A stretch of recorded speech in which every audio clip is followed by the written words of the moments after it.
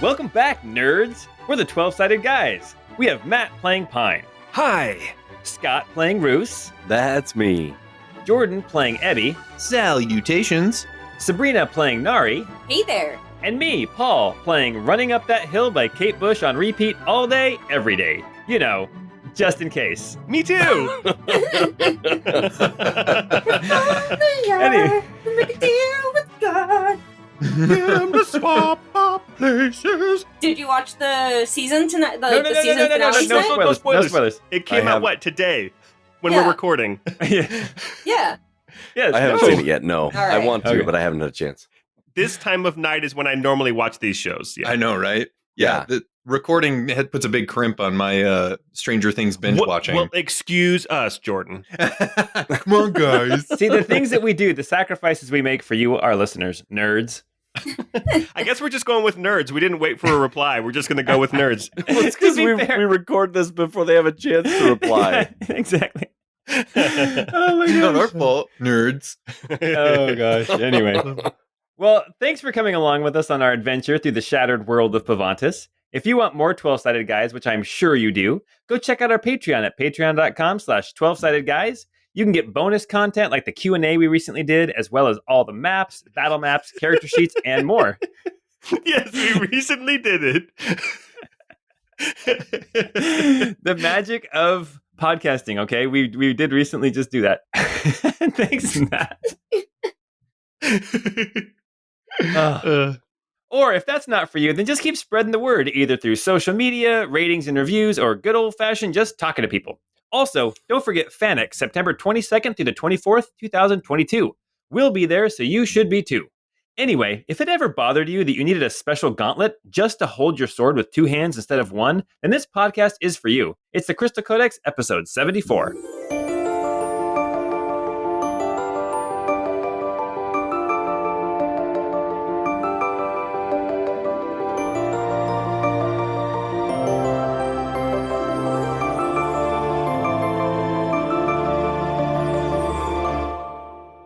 Wait, that sounds so familiar. FF6. FF6, right. yes, exactly. I mean, the two-handed one was cool, but it was all about the Genji glove. Oh, Genji Genji glove. Genji glove. Sabin with the Genji glove and two claws was insane. Oh, yeah.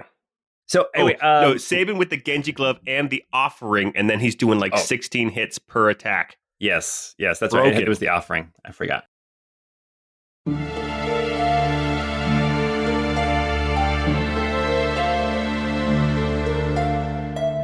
Two mules pull a weathered and rickety old wagon tirelessly along as it changes from cobblestone street to hard-packed dirt. The driver, a short man with a full beard and calloused hands, looks back over the cargo stored beneath the tarpaulin, the glint of brass metalwork catching the sun where a corner of the heavy cloth has pulled up. The wagon's other occupant, a fit man in rough, woolen clothing, pulls his hood forward to better hide his red skin, cover his curled horns, and obscure his dashing mustache. Bortimus slides his hands smoothly along the largest crate in the wagon, placed right behind the front bench, it bearing the most precious cargo.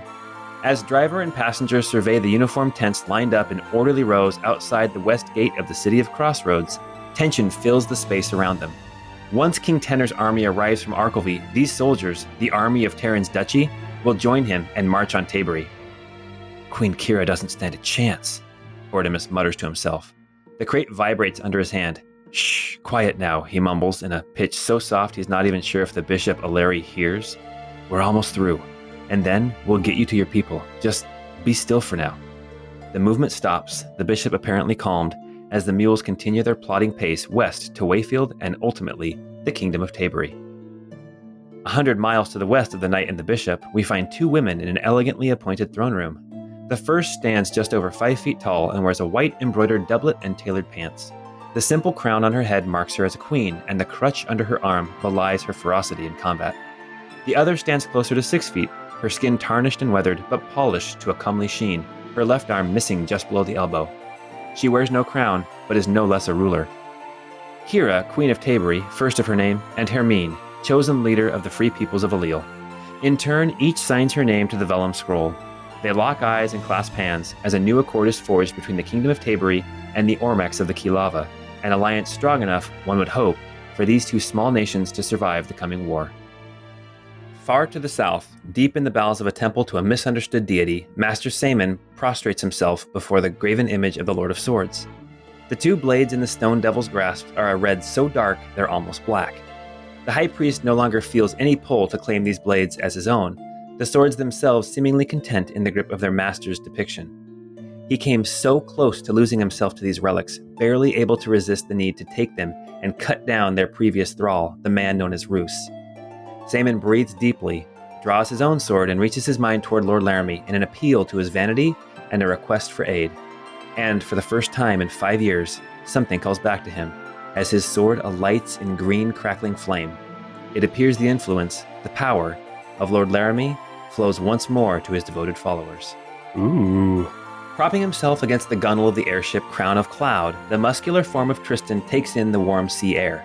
To his right, Harveed, the thin, weaselly man, continues his incessant chatter. But Tristan pays him no mind.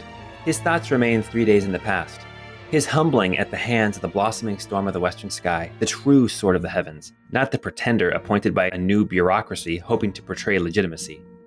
It had cost Tristan a workman's yearly wage to charter this airship to Tabery, and the promised master of swordsmanship, the captain of the Angel's Might. He thinks little of the cost, though, as money is of little concern for the son of one of the six, the theocrats of Menarest. Tristan paid a premium to expedite his departure from Marlek, leaving the very night of his awakening at the hands of a true master. He delayed only briefly to post a letter to his former instructor, Menarest's official blossoming storm of the western sky. The letter begins simply, "Father, there's something you should probably know."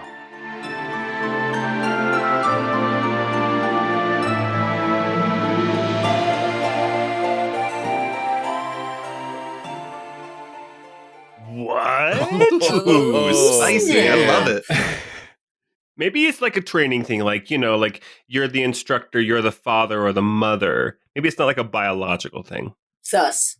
Yeah, it could just be like an Oedipus thing. Yeah. He's like, ooh, daddy. Oh, gosh. We join Nari and the boys in the city of Calta. Last time we were together, they arrived by airship aboard the Allele Eagle. They were able to see this city spread out before them.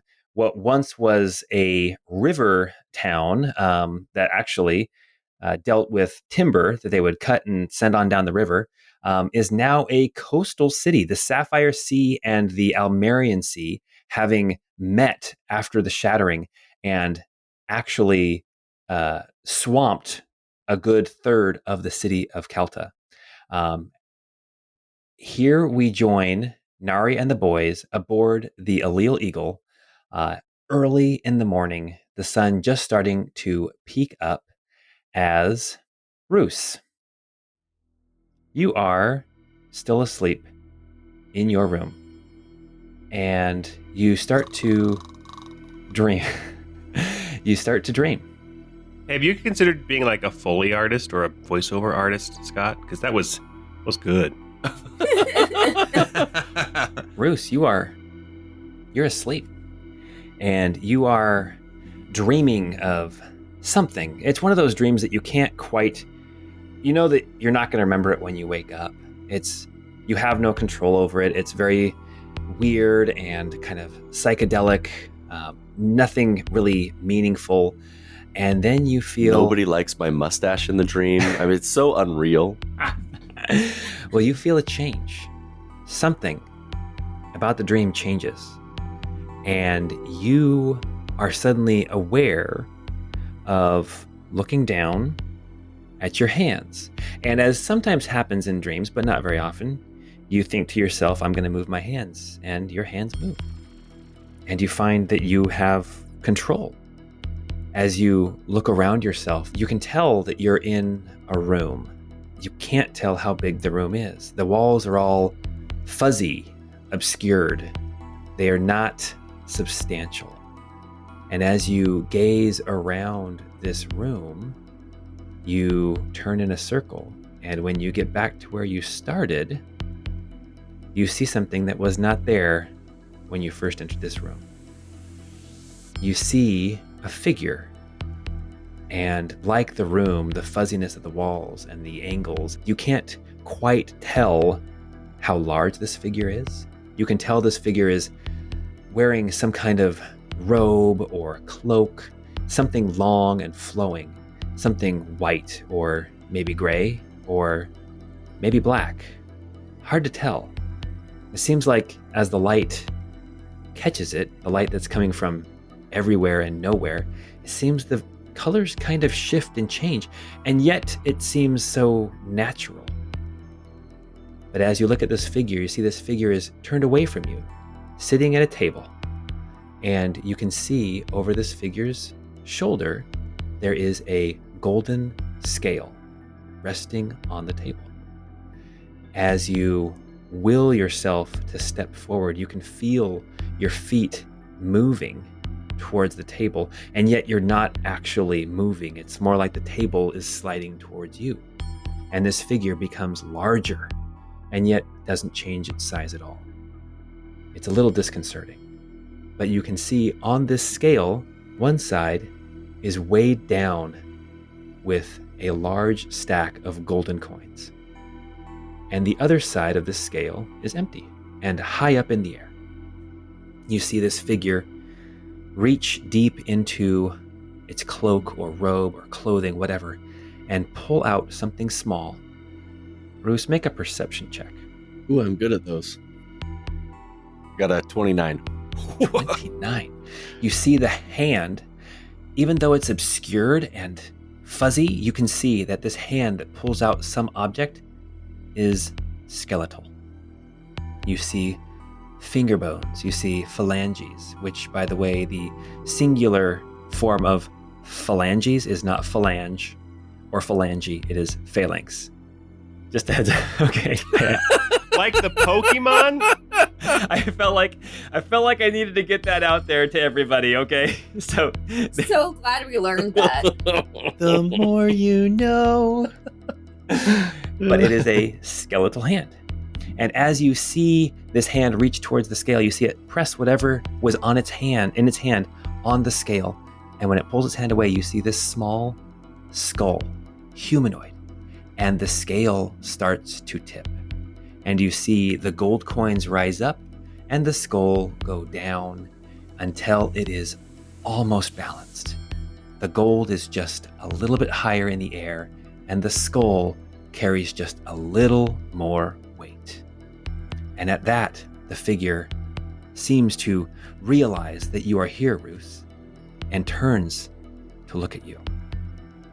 Ruth, what you see, it's a face. It's difficult to look at. It's like the same with the clothing. It's like it's white and gray and black, and it keeps going back and forth. It's like chiaroscuro shading. I added some chiaroscuro shading. But it keeps changing. The shading and the light keeps changing back and forth and back and forth. You see delicate features on this face, but it's hard to make out specific features. And as you look, this figure motions over to you. And with your 29 perception, you can see that its left hand is skeletal.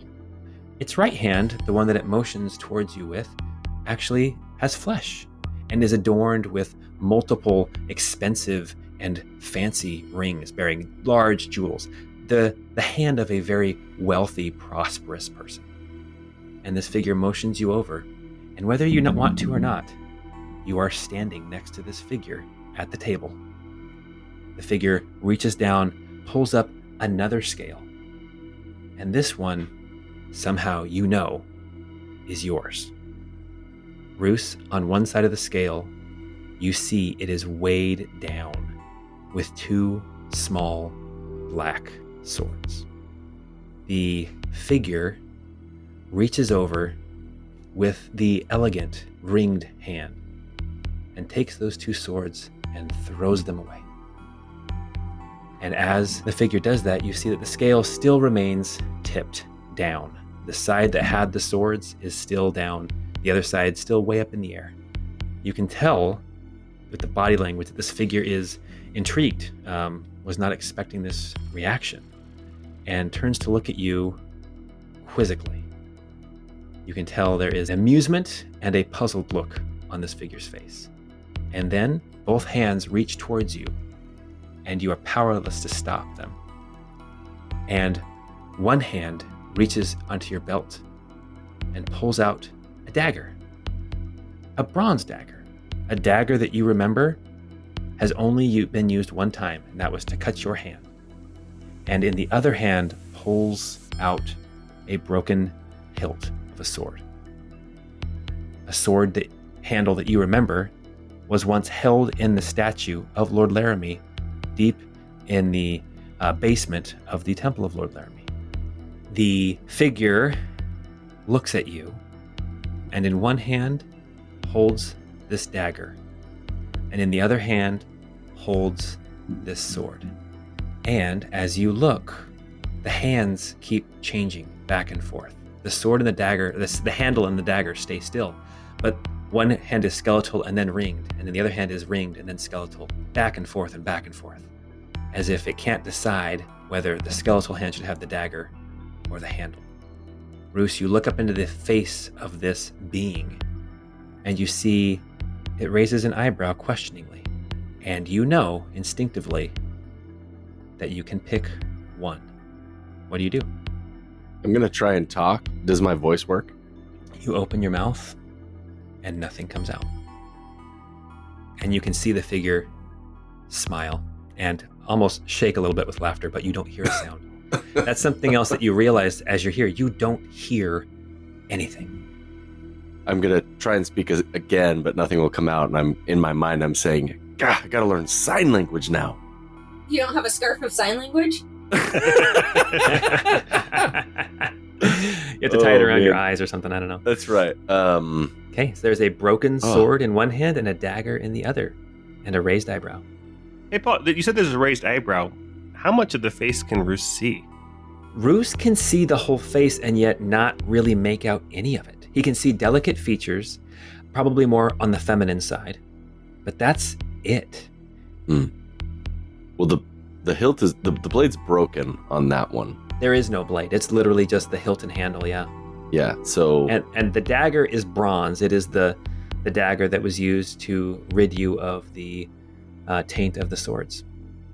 Roos will reach for the dagger. Okay. You reach for the dagger, and suddenly it is out of your hand. It is in the hand of this figure. The handle and hilt is nowhere to be seen. And the figure places the dagger on the scale. And the scale gently goes down. And you can see it becomes more even. But the dagger is not enough to balance out the scale. The side that had the two swords in it is still slightly lower than the side with the dagger. And the figure looks back at you, and you can tell they smile. And like that, Roos, you feel yourself rushing back to consciousness as your eyes flash open, and standing over you is Squire. Go! You gotta stop doing that.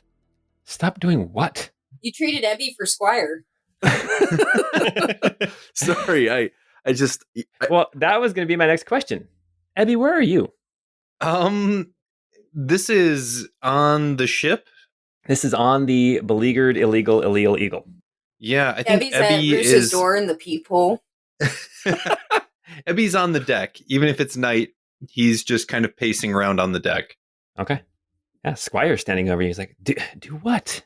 Sorry, I know I told you when Ebby's not here that it makes me feel comfortable when you watch over me. Sometimes I don't like it. a comfort peeper. I think that makes you a voyeur. Or an exhibitionist, I should say. Yeah, I think it's next to the voyeur would be the watcher. I don't know my kinks. Is that what it is? Or is it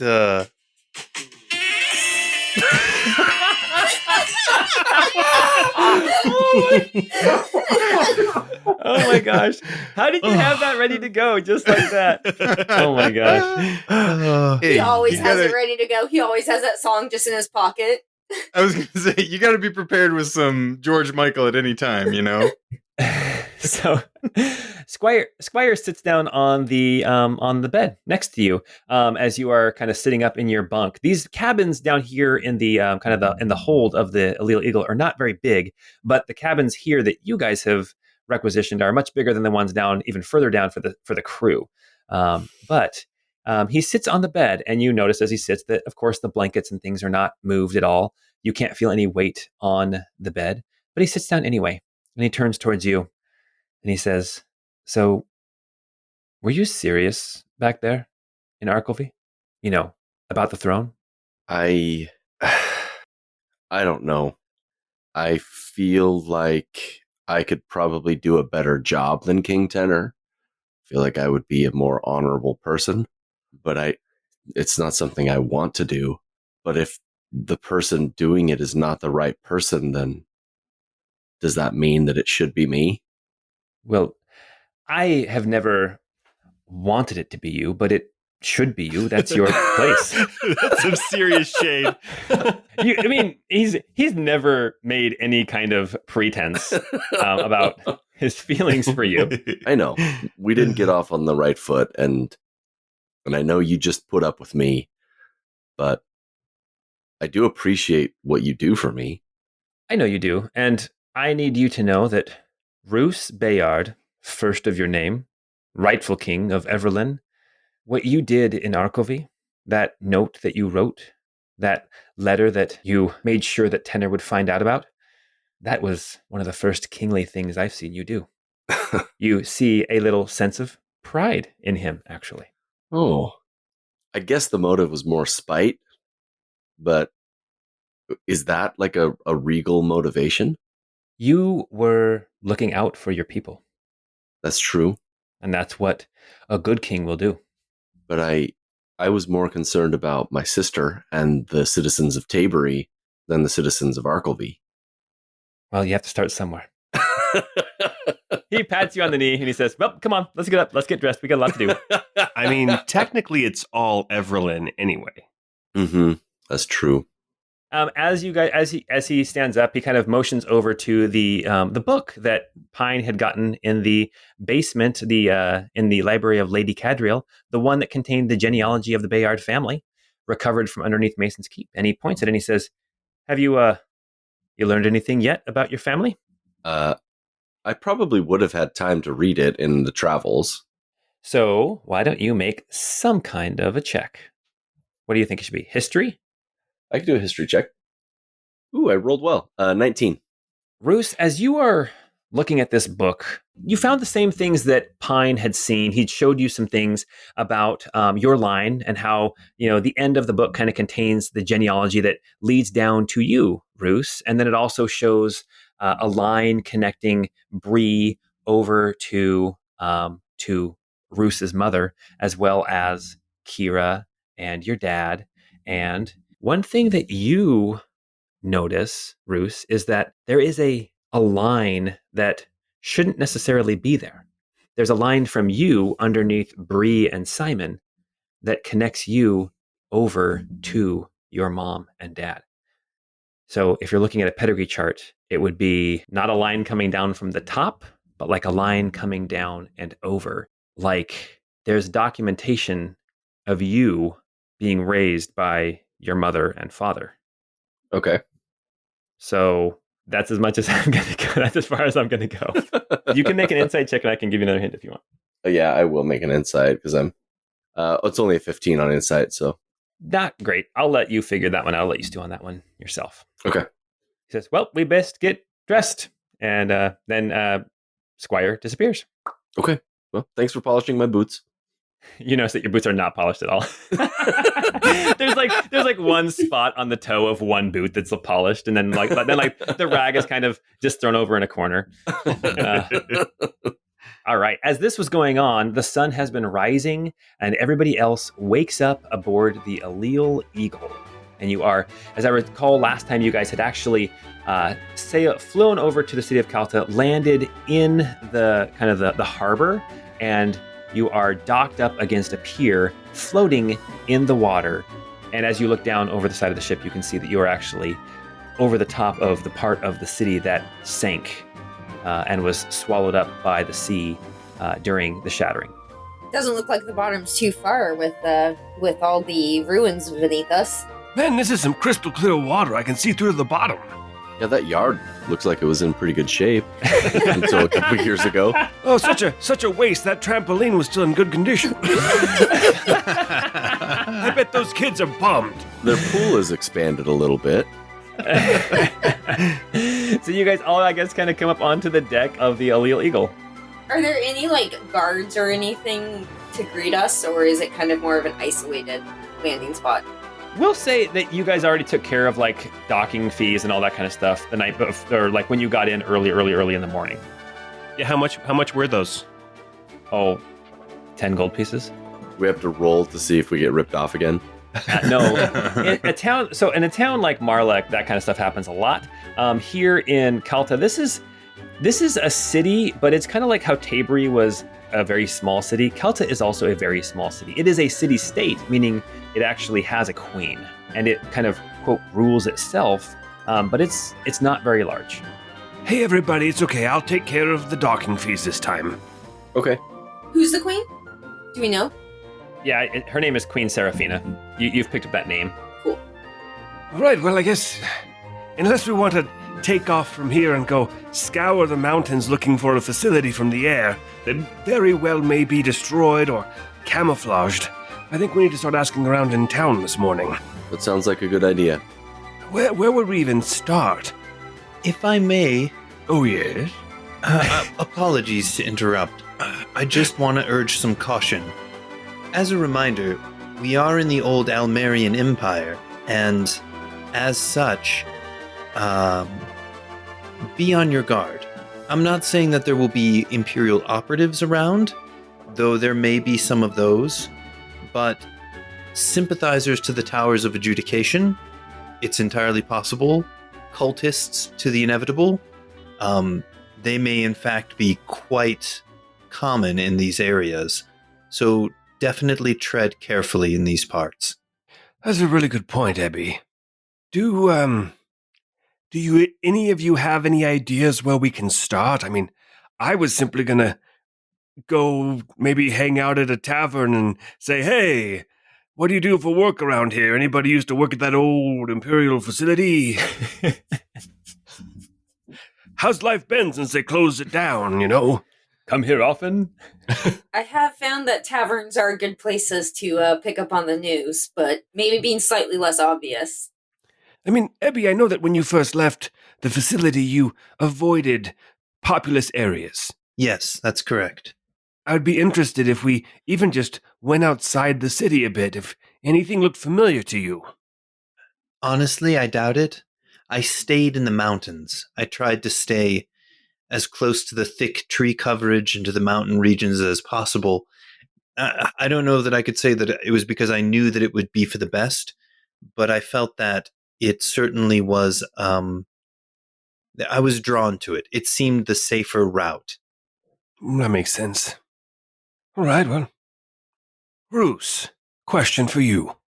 Do you think that, any of your old contacts from Howling Talon, if there's a field office here, if they might be able to help us with any information?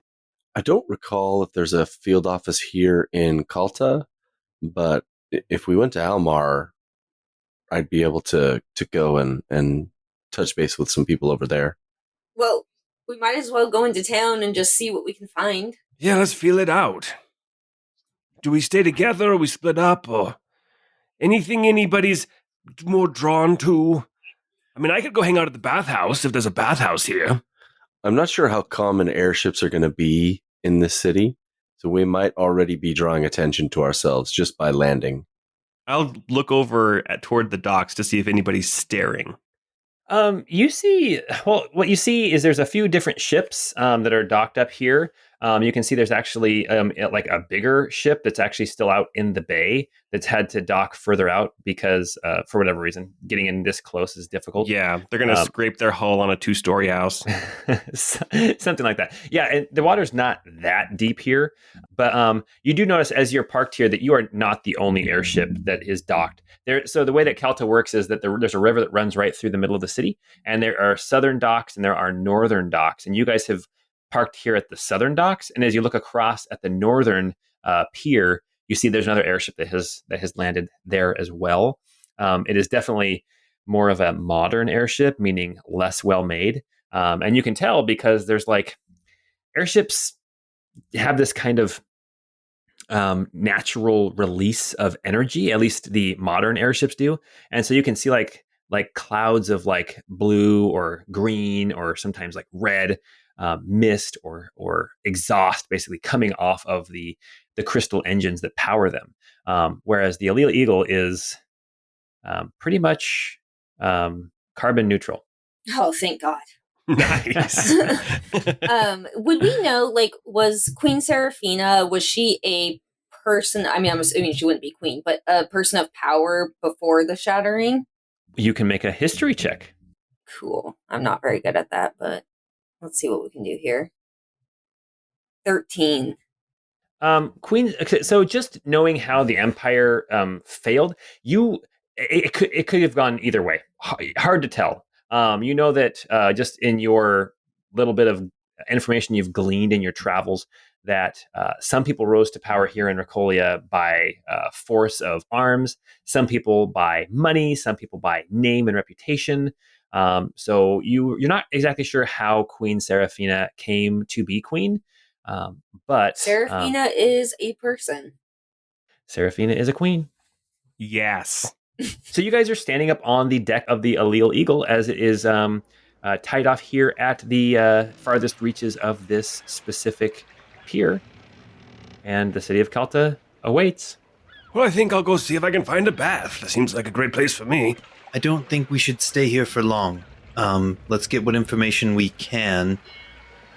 But be careful, everyone. Ebby is visibly agitated a little bit.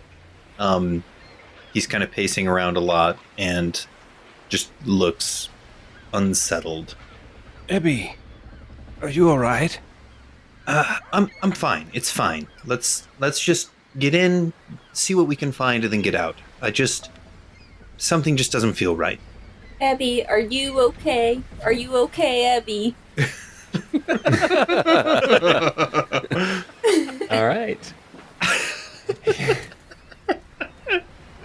Abby, are you okay?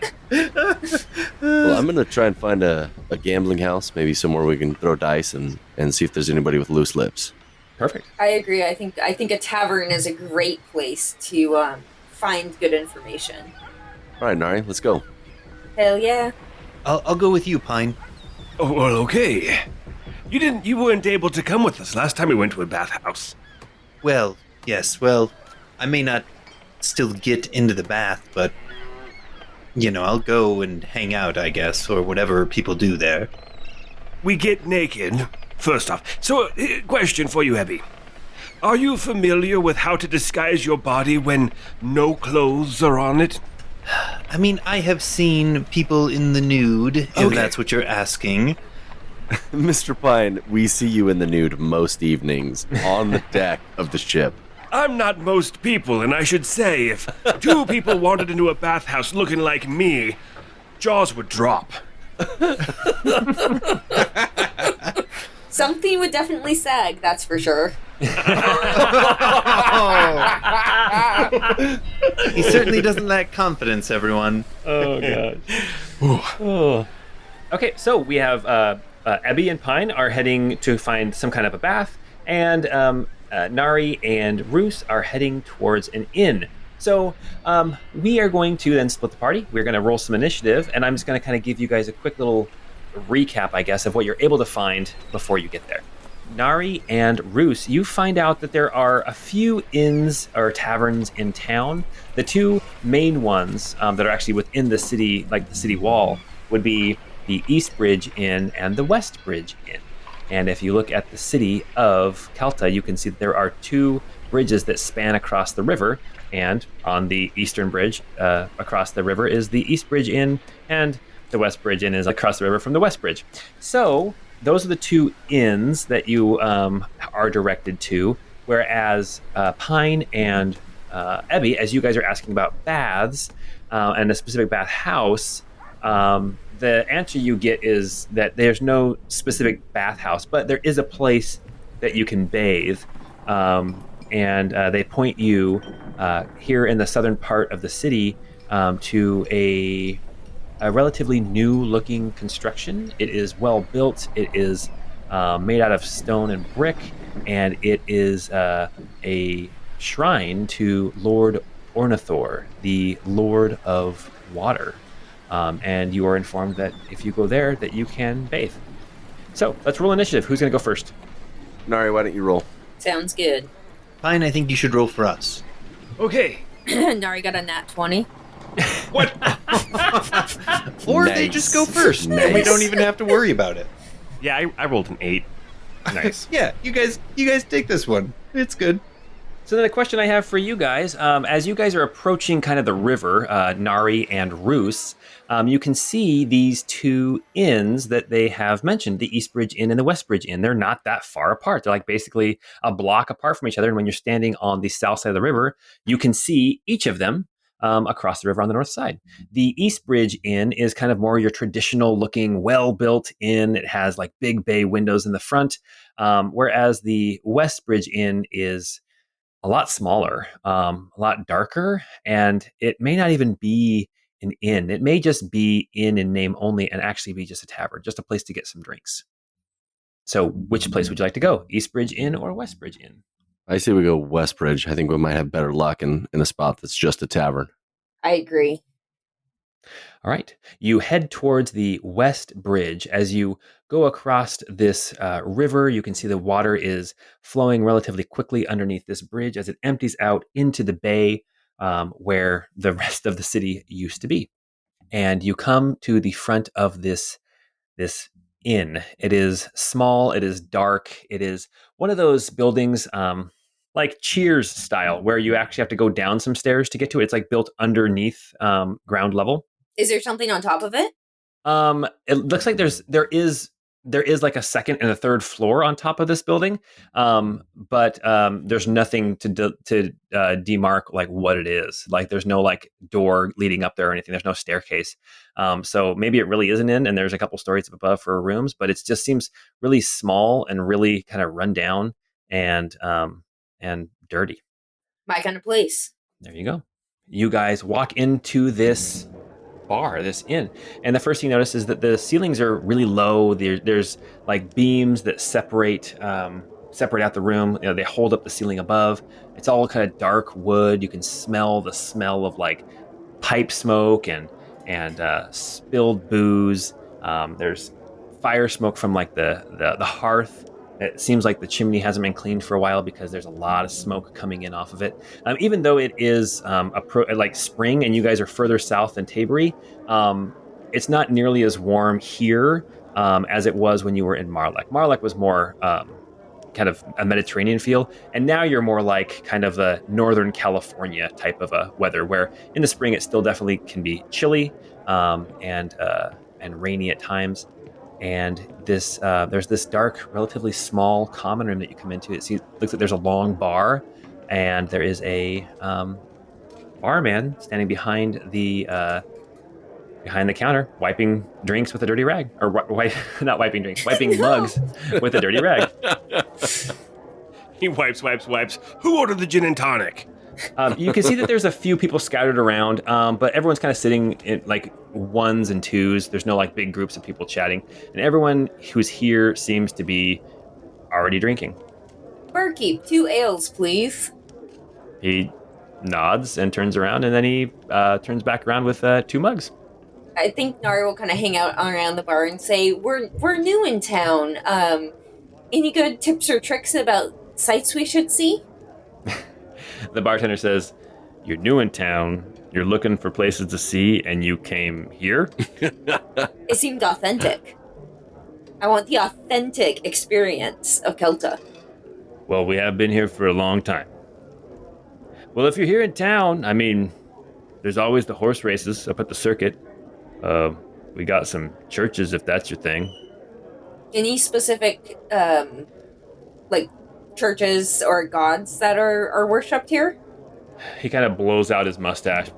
Well, I mean, there's that abbey over to the west of us, the Abbey of Lady Valley, which last time I described it, you could see it from the air. It's basically like a big cathedral, but it's like fortified. It's got like outbuildings around it. It looks like a church, but it also looks like a fortress. Yeah, there's the Abbey of Lady Valley out to the west, but I mean, they don't really let people in. They don't let worshippers in? Oh, well, I mean, if you're a worshiper, they'll let you in, but I mean, sightseers, not so much. I mean, you got to be pretty devoted, or you got to be sent there by, I think, somebody's military. I mean, they train people there to be like, I don't know, military geniuses, generals and lieutenants or lieutenants, or however you say it.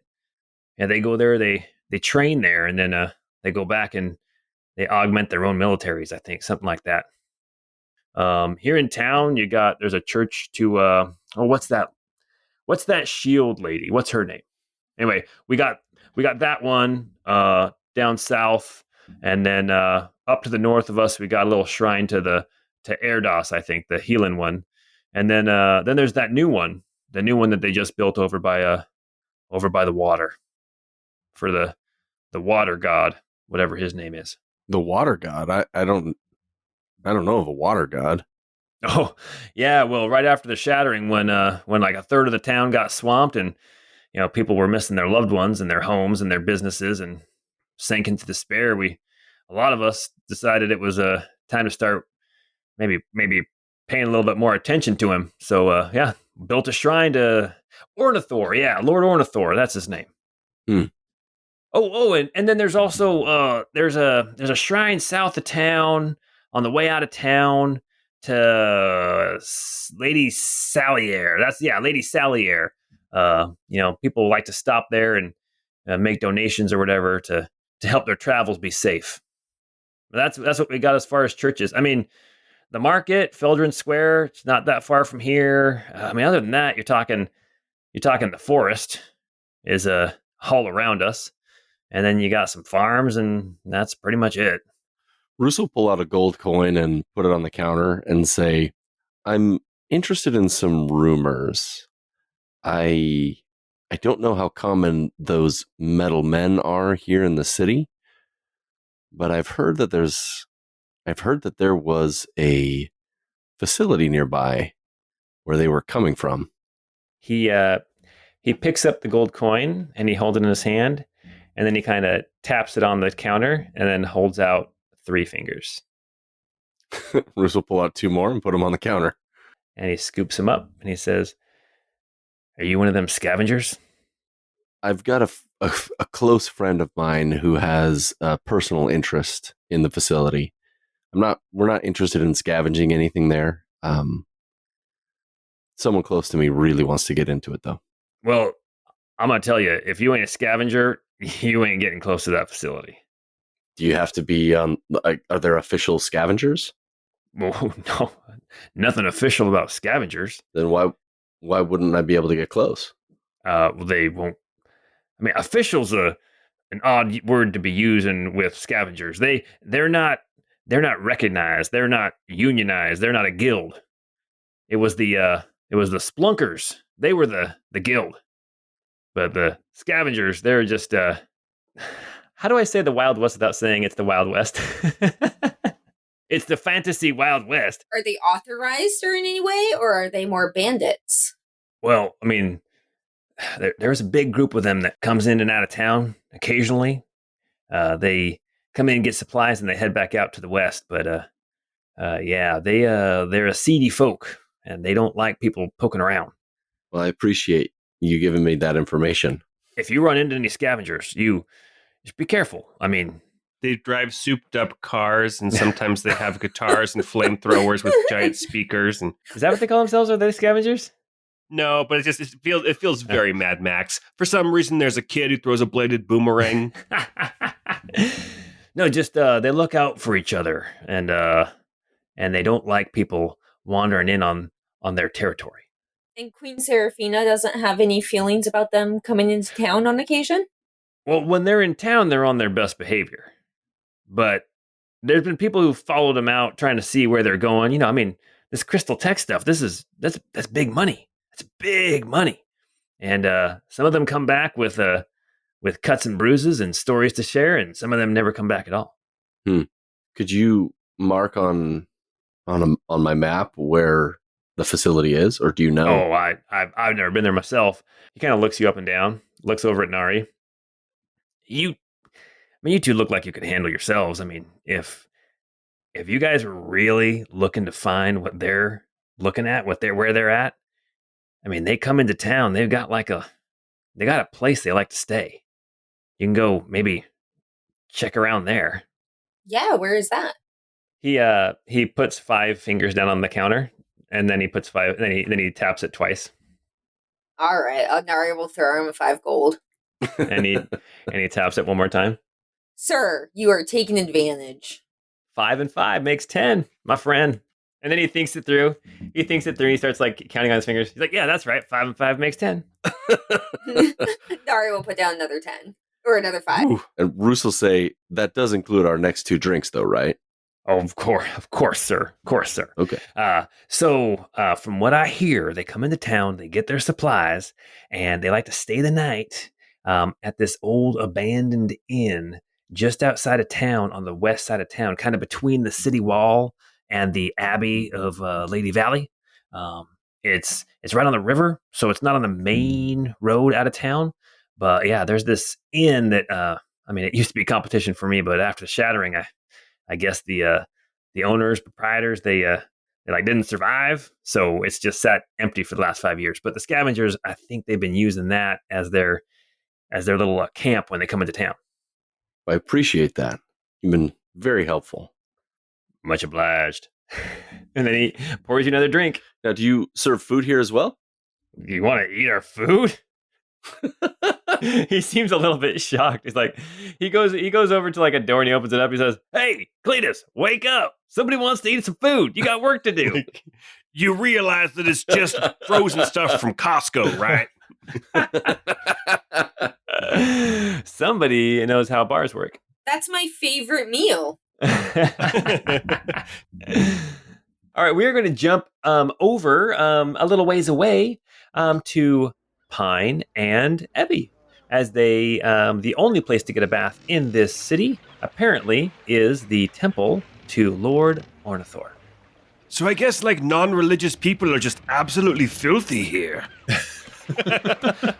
It's not that people don't bathe, it's just they don't go bathing together. Okay. Well, on our way there, Ebby doesn't necessarily walk with Pine. Ebby is kind of walking ahead a little bit and like peeking down alleyways and things like that.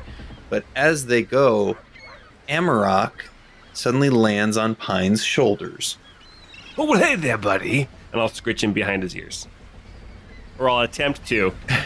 Yeah, Amarok will pull his head away, and in a very clean Minorese will say, "You are the one known as the Blossoming Storm of the Western Sky, correct?" Kind of, yes. It's complicated. Indeed. Arunshea has placed great trust into you. Do you know this? Well, yes, and I have placed great trust in him as well. That is good. I speak with you now because times are growing more dire, and there will be a time where it is possible that the one known as Ebby will need your help. I'm here for him as always. Do you know our history? I have felt your history, perceived it. Arunshea and I are connected. Our minds have linked in ways that are difficult to describe to others. Well, then you know what we have done for each other in the past, and while I wouldn't, I love Ebby, almost as if he were a brother or a son. And even though we I gotta say, just sometimes I'm a little jealous of Roos, but anyway. I love him. We all are jealous of Roos. My ears are red. No, Amarok kind of quickly says, "It is good that you are close to him, and there will come a day where he will need your help, though he may not willingly ask of it. Stay vigilant." And then he'll kind of alight off of your shoulder and then fly back up to Abby and land on his shoulder. What a nice little cat.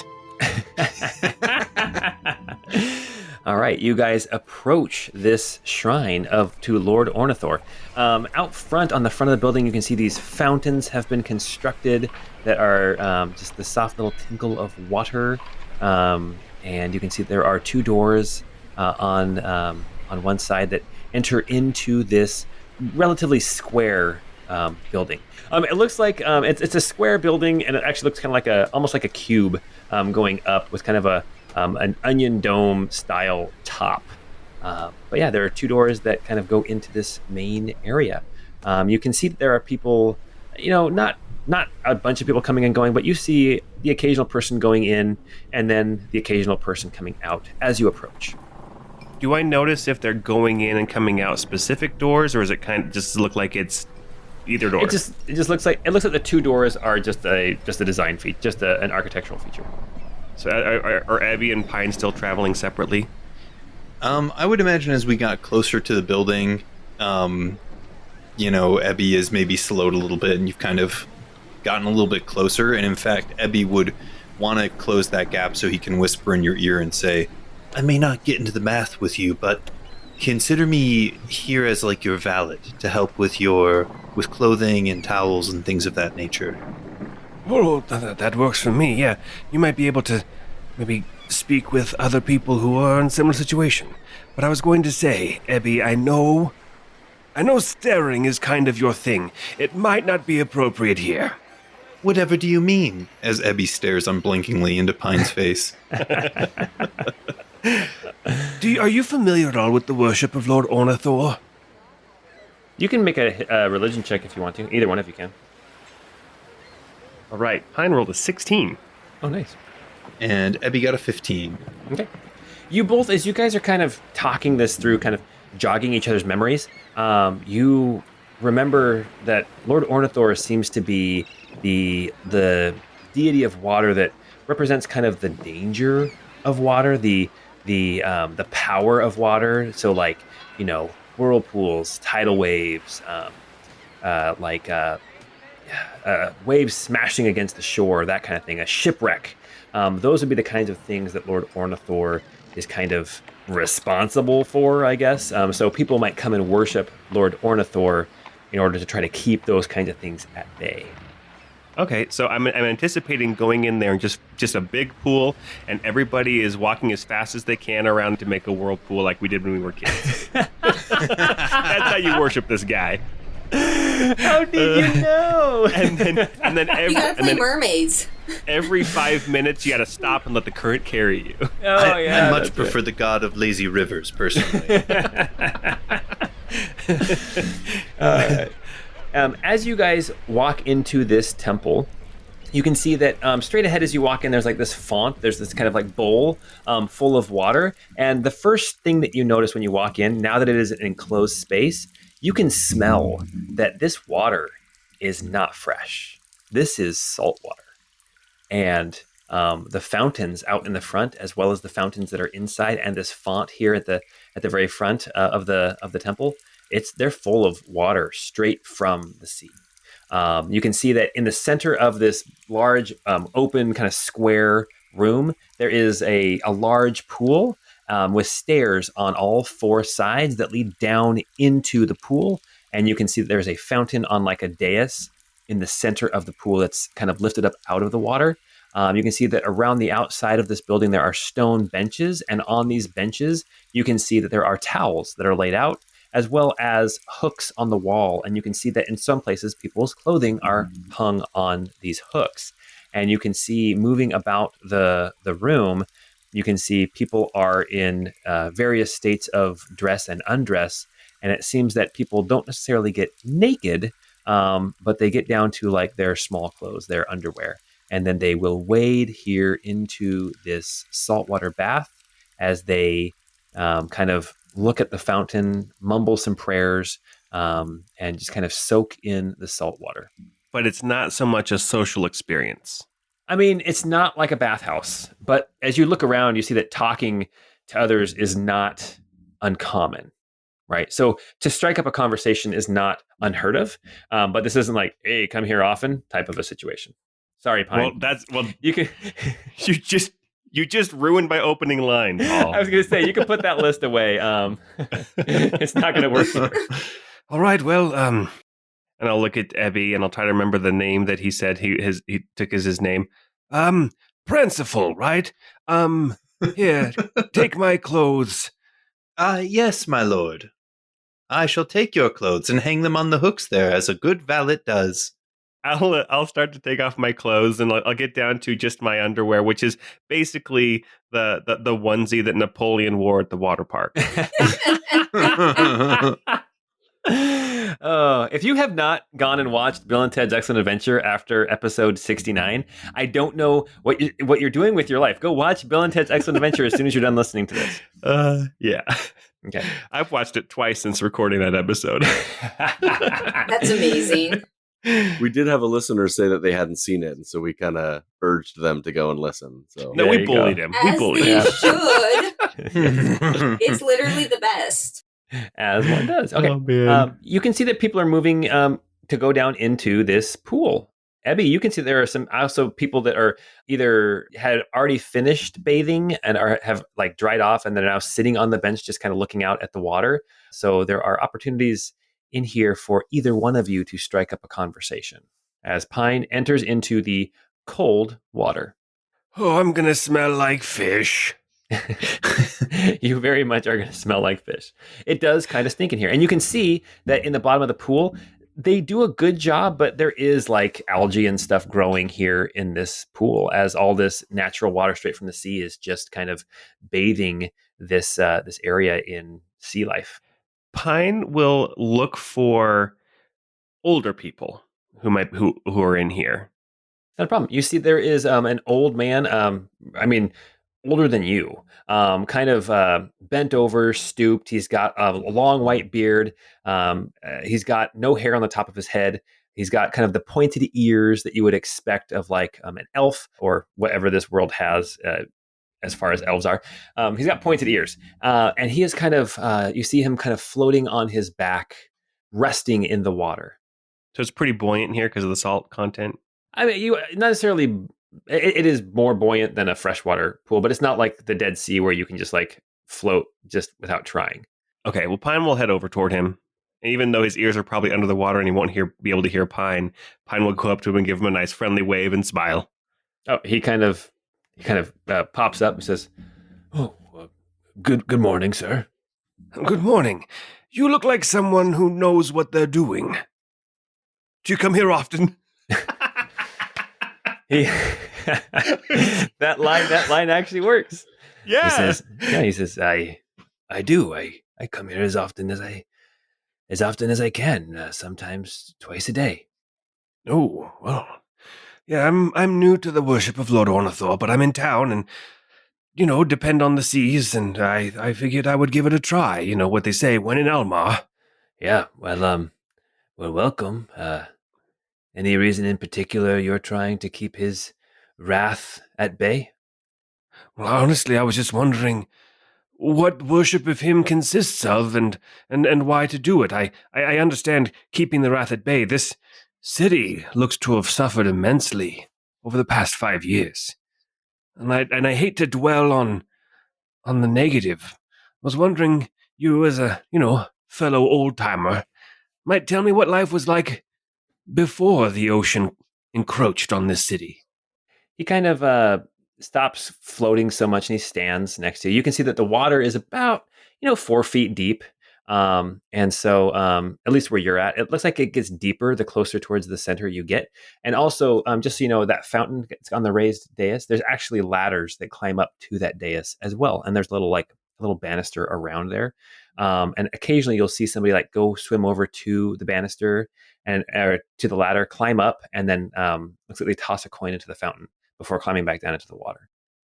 The old timer, he says, "Well, I mean, we were a logging town. And he kind of shows you his hands, and they're all like gnarled and arthritic. And he says, swing axes. We chopped wood and sent it down the river and sold it, and that's what we were known for. We were a river town, and now we're a coastal city." Even during the years of the Empire's activity, it was still mostly lumber. I guess heading down the river toward more closer to Almar, right? Oh, yes. I mean, I imagine they were, consumers of your goods. the river used to flow all the way down, and it would stop at our lumber would stop at Lake Burden, but then we could push it all the way down into the Almarian Bay, right out in front of the city of Almar. So yes, we could get our lumber all the way down the river. Did they ever come up here and, meddle back when the Empire was a thing? Where I'm from, I don't know if you know the accent. I'm Menorese originally, and they did a number on my home country.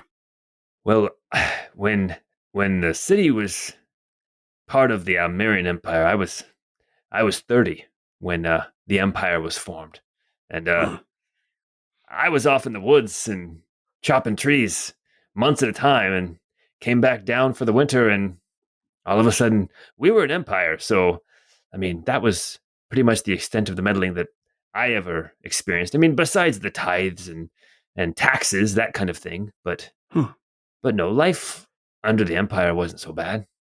I mean, I knew what to expect now. And then he kind of looks, you can tell he's looking east towards the bay. It's like, now who knows what to expect anymore? World's all on its head.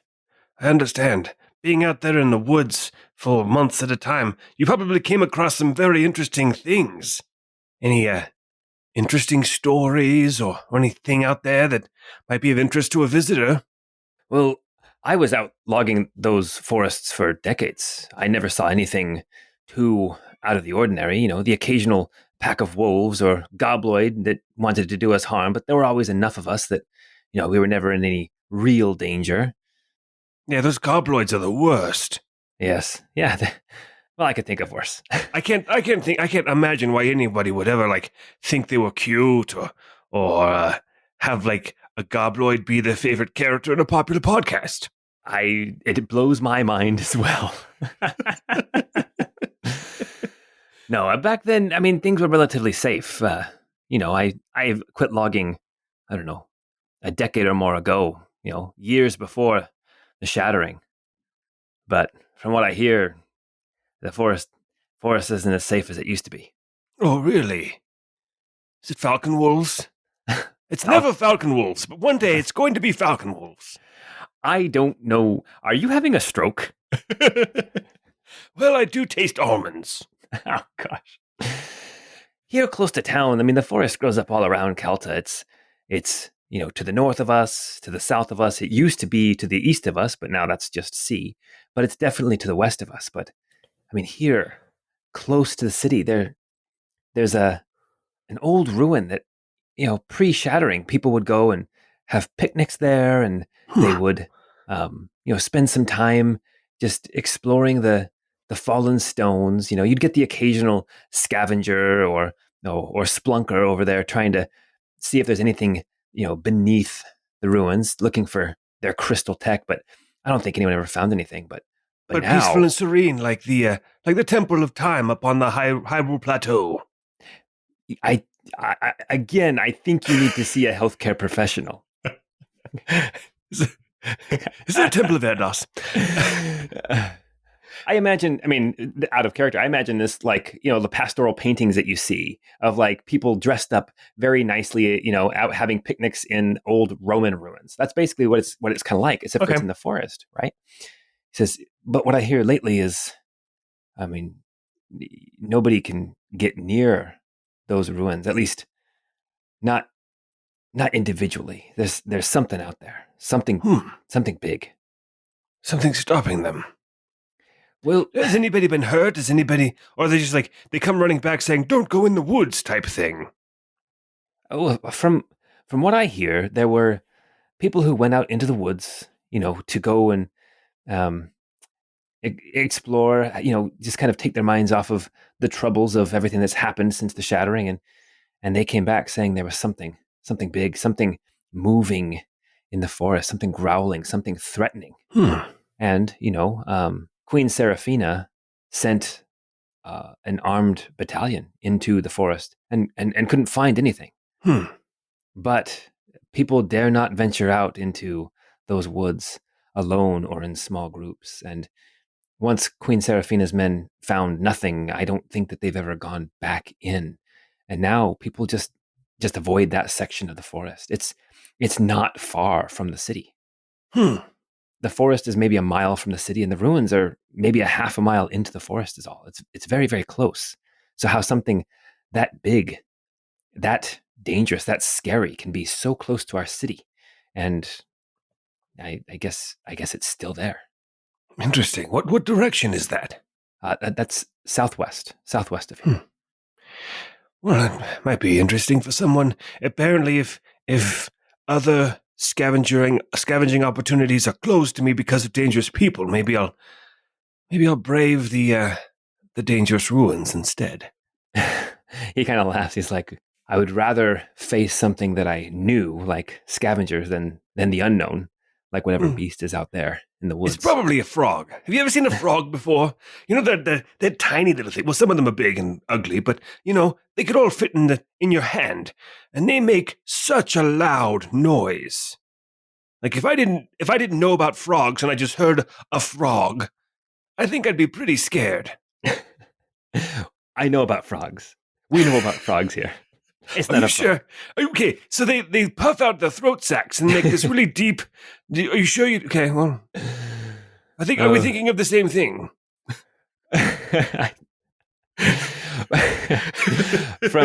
From what I've heard, you can hear the trees creaking and being pushed aside.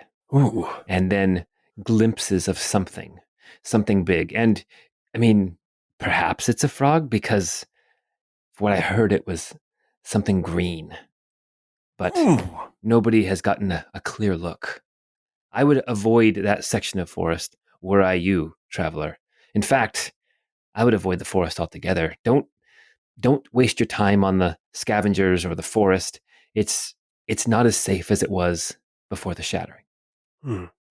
That shattering really screwed things up, huh? You see his gaze kind of get a little bit distant, and a little tear forms in his eye, and he goes, yes, it did. And with that, Pine is once again contemplating the decision that the party made to stop the crystal engine and wondering if it was the right choice.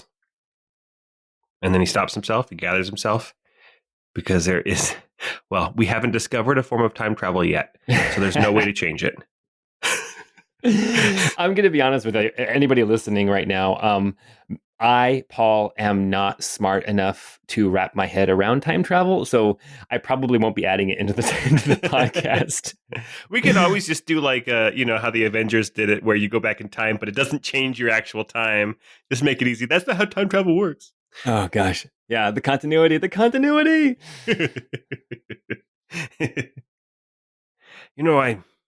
I may look old, and I am old, but I was thinking of trying my hand at this splunking thing before I go.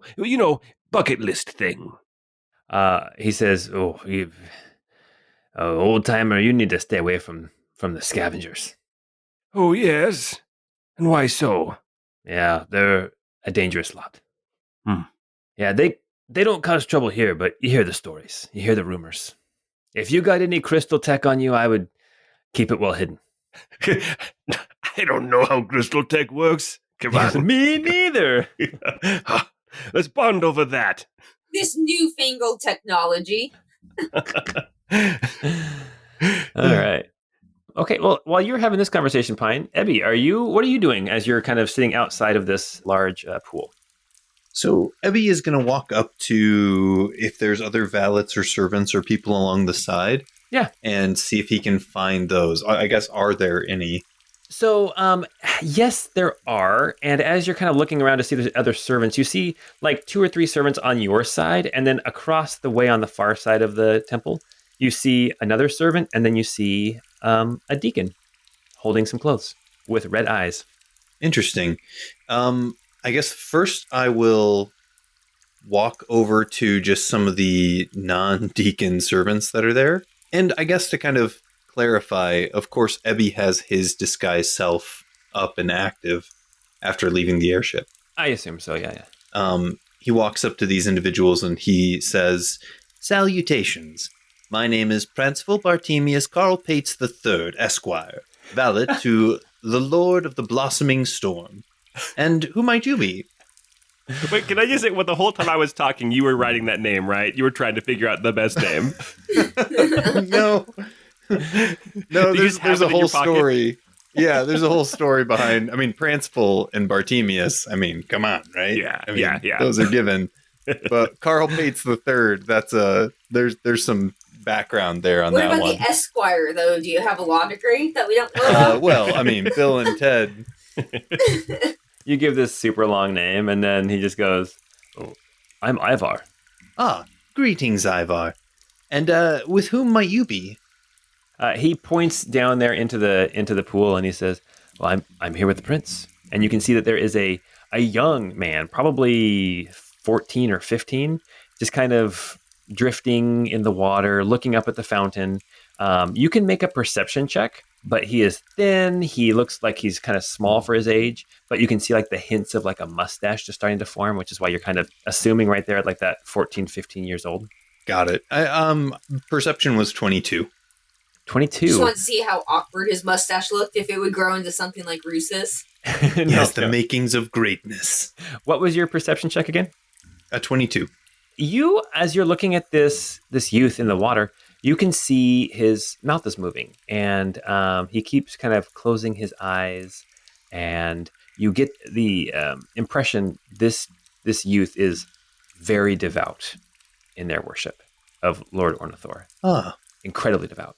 And as you think back on, I'm going to give you a little insight check here too, just because this kid was probably like 8 or 9 when the shattering happened, which is a very young age to deal with something that traumatic. And this kid is now like grasping on to this worship of Lord Ornithor. It would appear that he is quite devoted in his faith. Yes, the servant Ivar kind of says, "Yes, we all are." That is good. Tell me, is worship of the holy angel still something that is common here within the old Almarian Empire? We are traveling from afar, and so just passing through. He doesn't get uncomfortable. Okay, he gets a little uncomfortable, but make an insight check. A 12. He kind of starts looking left to right and kind of shifting from one foot to the other. Well, worship of Lord Ornithor has definitely become the thing to do here. It's surpassed the worship of the angel. You'll still find people who worship the angel, but he kind of leans in close to you and kind of whispers. He says, "Worship of the angel was never really that big here. We're kind of far removed from the city of Almar." Of course, and that is fine and to be expected, as we and his lordship have traveled across the face of Pavantis. As one might understand, there are customs and religions that pertain to each individual location, and in many ways these can all dwell, we feel, in unity, as the angel blesses, of course. Well, it is a pleasure to meet you. I was curious, I see over there on the far side that there is a deacon. Are there many of those here in this region? He glances over and he kind of shakes his head and says, No, not so many here anymore. Further south, I hear that there's more the further south you go towards Almar. Ah, well, of course. And of course up in Barton. In Barton? How far away is Barton? Well, Barton is to the north. I don't know, 4 or 5 days travel. Interesting. Barton's much bigger than Calta. The impression you get is like, ooh, Barton is like the big city. Like if you live in Calta and you're going to go to the big city, you're going to go to Barton. It's closer than Almar. Got it. Well, that's good to know. You see, my lordship and I, we find ourselves in the market for the right type of help to potentially see if we can acquire some. And so I was just curious if there were more of those here in Calta, or if anyone traded in them, if you might be aware of any. But it sounds like perhaps that's not something that you'd be familiar with here. Let me make a quick check.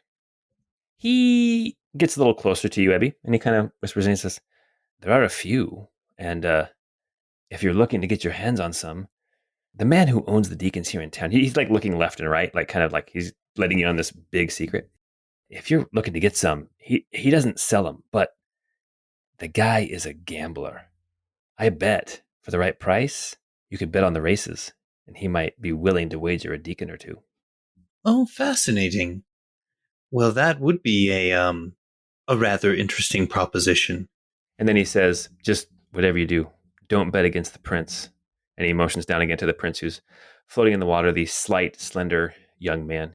The prince is good. The best racer in town. He's the best now, but has he ever raced against a giant land penguin? I'm not there. I'm thinking of the N64 track with the penguins. Oh my gosh, did they get in your way? Come on. Okay, so Pine, you are floating in the water. You finish up the conversation with this old man. Is there anything else you wanted to talk to him about? No, I think I'm good. I think Pine will mostly be looking for fresh water and soap.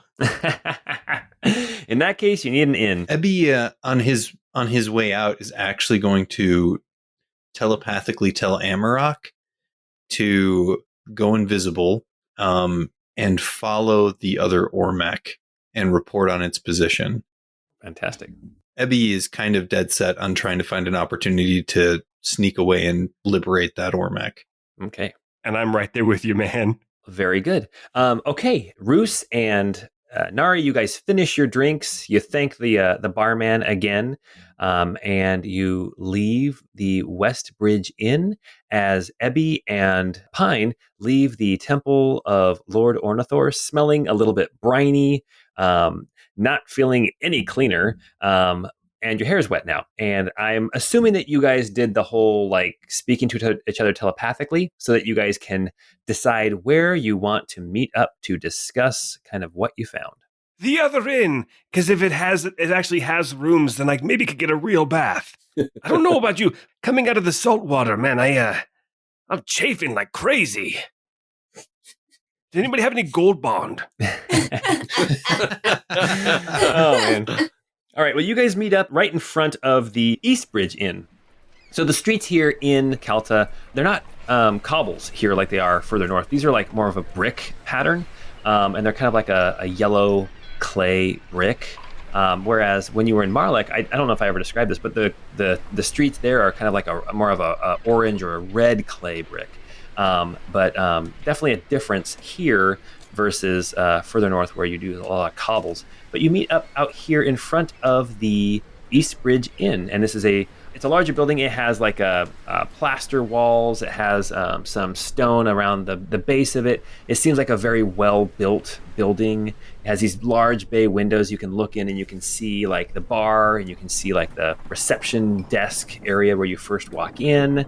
And there are people coming in and out. At this point, it's approaching like an early lunch hour. And so people are coming in here to get their midday meals. And really quick, anybody of our patrons who can access the wiki or the maps, if you go and check out the preview image of the East Bridge Inn, you might notice some little Easter eggs where it's kind of the 3/4 view. I love it. That's amazing. I like the bulletin board. Yes. All right. As you guys walk into the East Bridge Inn, you can see that it opens up into like this kind of there's a counter right in front of you with a book.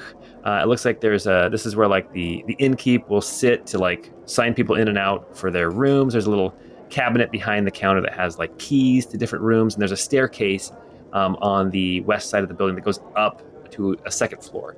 And then over, as you enter to the right, to the eastern side of the building, you can see that there is a long bar with a lot of stools. There's some tables that are set up, and there is a stage. There's nobody performing currently, but it looks like this is where a lot of people come to meet and kind of hang out, spend some time. And it seems for Nari and Roost a much more pleasant place than the seedier, more rundown West Bridge Inn. But pleasant is really a matter of opinion. Yeah, there's no spoony bard here, so I don't know. There is no spoony bard here. Wait, is the Spoony Bard in Calta? No. How do I get Pine to come direct, like first things first, come in here and immediately ask the guy behind the counter, Is Tedwood playing here tonight? You're like the deadheads, but you're the Ted heads. That's right. Yes. Oh, that's great. That's fantastic. The innkeep shakes his head and says, "No, we've been trying to get Tedward here for years, and he's just too busy. I hear he's in Almar. Ooh, an extended... I hear he's got a permanent gig, yes. Oh, not like Celine Dion in Vegas. Yes, he's definitely pulling a Celine Dion or Britney Spears. Didn't she have a Vegas show for a while? Carrot Top. More of a Carrot Top. More of a Carrot Top, yes. He definitely has the Carrot Top energy. All right, so you guys can pull up a seat at the bar. It looks like there's some tables that are still available kind of in the main common room. The innkeep asks, are you dining with us today? Actually, I'd just love to have you run a bath for me. Oh, a bath. We do that upstairs, and that's done in your room. So are you getting a room? No. I think we'll all take a room for the night. We might as well stick around. Yes. Yeah, we might have some business before we can leave Calta. Yeah, we might as well discuss things. Oh, really? Okay. I guess we're taking rooms. How many rooms? One for each of you? Anybody want to double up? I mean, yes, I suppose Pine and I could share a room again, just like old times. Well, I was thinking, lately, I've been snoring a lot, so I think I'll have a room to myself, but Roos may need to double up. I don't know. Well, I mean, if he needs like a companion, I guess I'm willing to consider. So the innkeep says, okay, 3 rooms.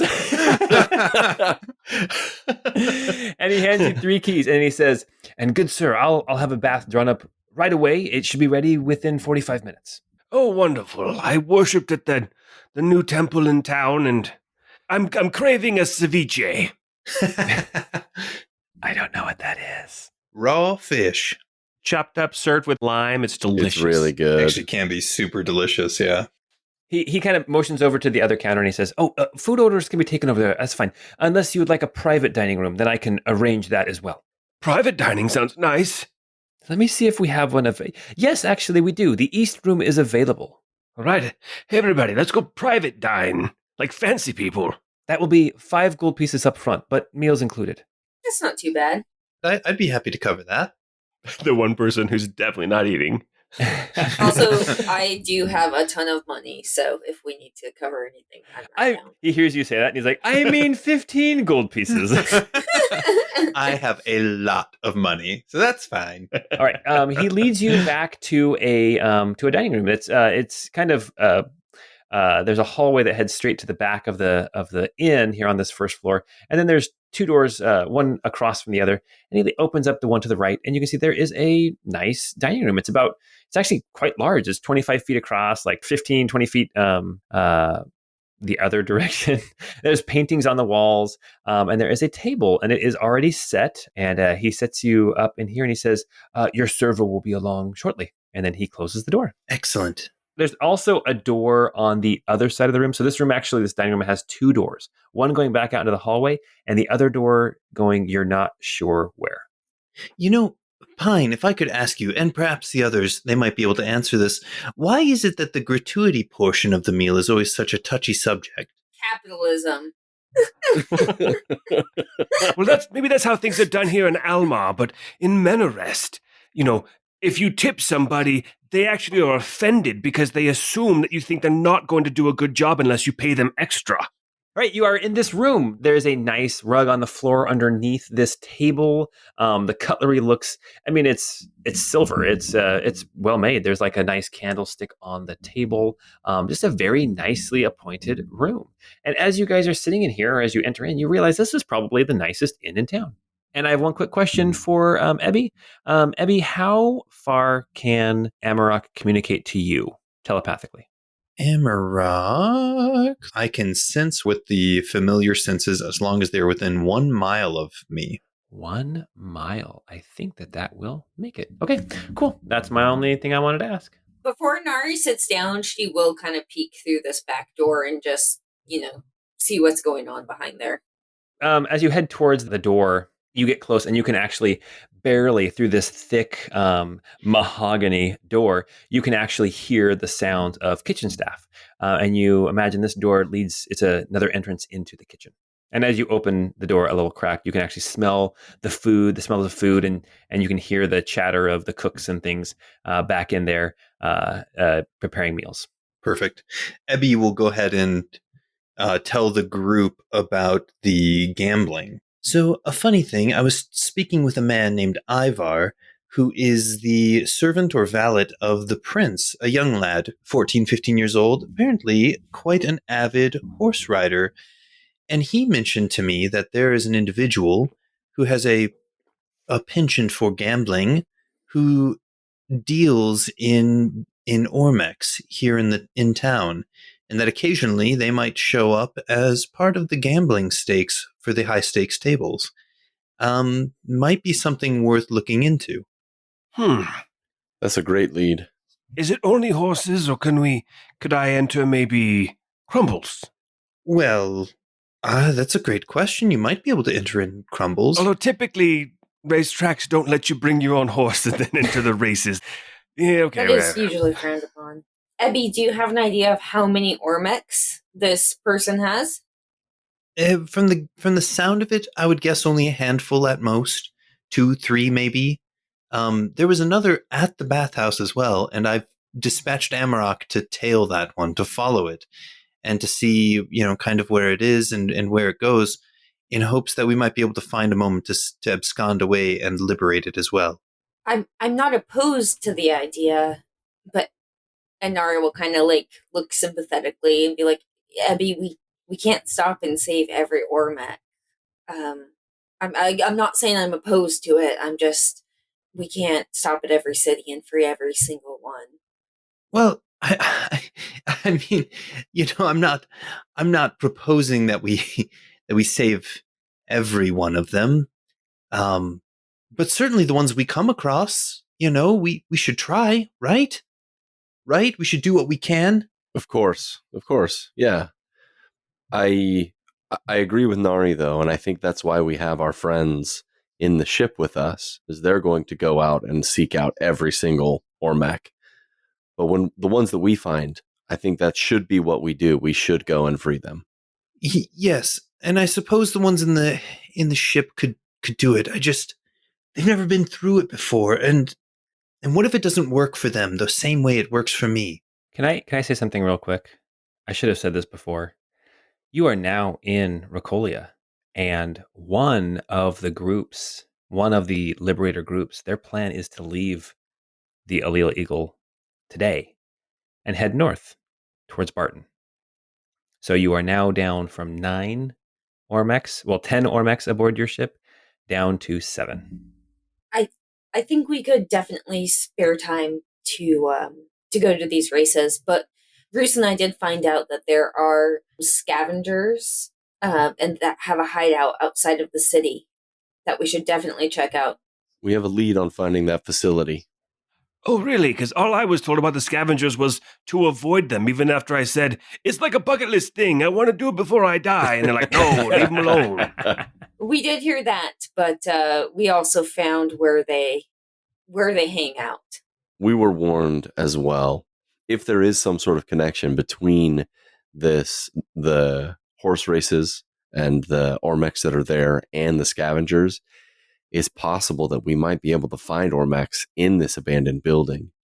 I love that we're all assuming that these are horse races. There are some pretty crazy animals out there that could be racing. That's true. I'm pretty sure Paul said horse races. I wrote it down. Oh my goodness, that warms my heart. Oh my gosh, wait, stop. Oh, I have a player taking notes. That is the most wonderful thing I have ever heard. Sabrina, thank you so much. Yeah, I definitely wrote it down as horse races. It is horse races. Yes, you are correct. Well, that's boring.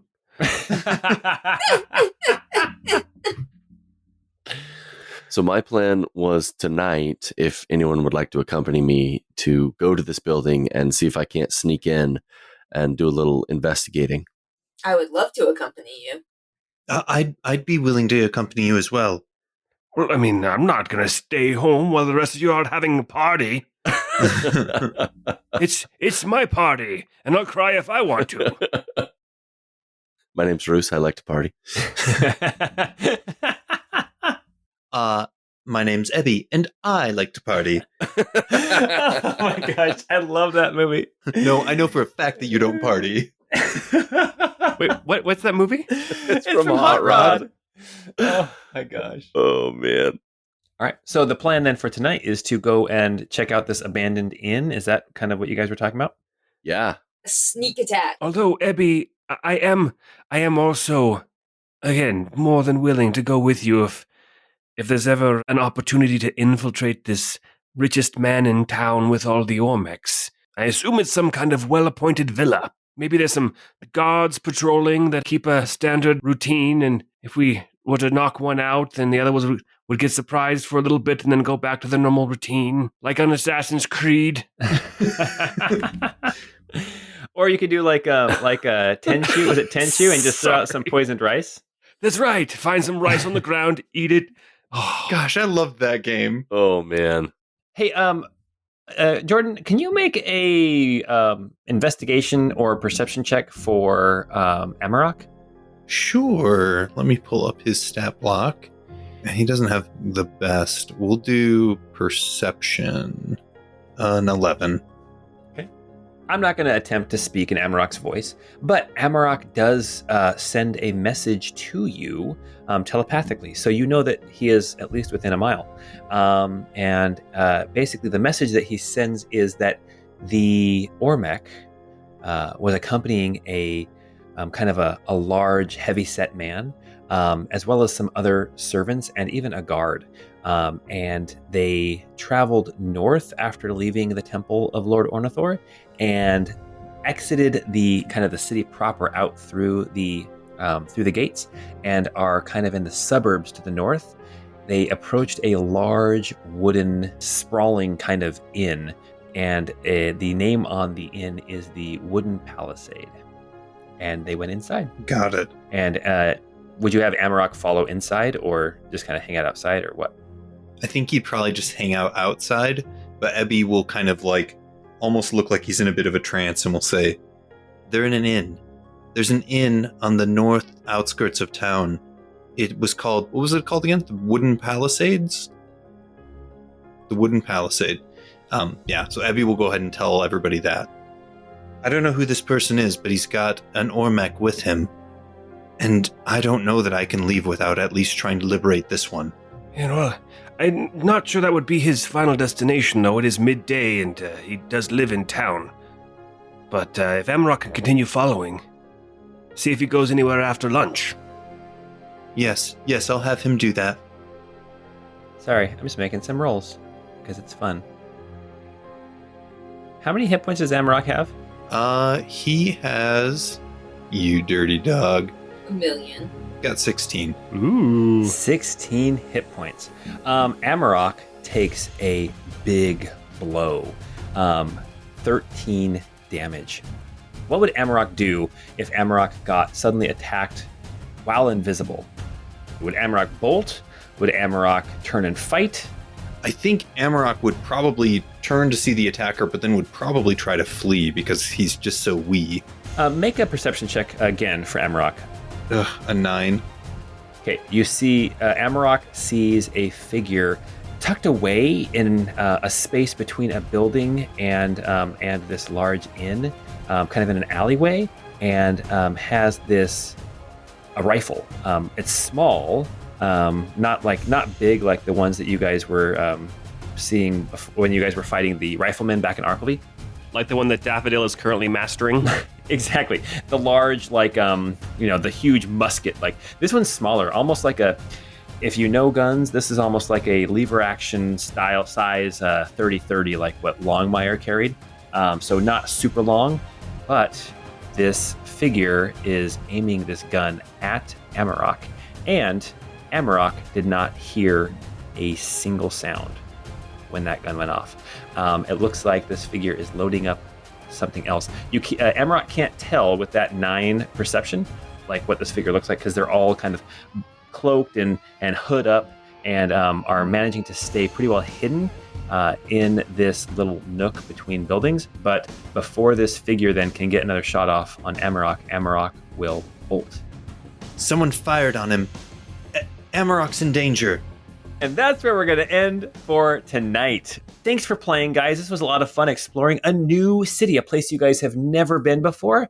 There is a lot going on here, and it seems like you guys are just kind of scratching the surface, pulling on some strings, and looks like you guys have a couple of different quests out ahead of you. Anyway, we know you like what we're doing, so go join our Discord. You can check out our Discord. The link is in the description of this episode. Come chat with us. Come meet some other fans. Send us your fan art. Who knows, it might end up on the wiki somewhere. You can also check out all of our maps if you become a patron. That's kind of great. But until we get together next time, we hope you have a great time.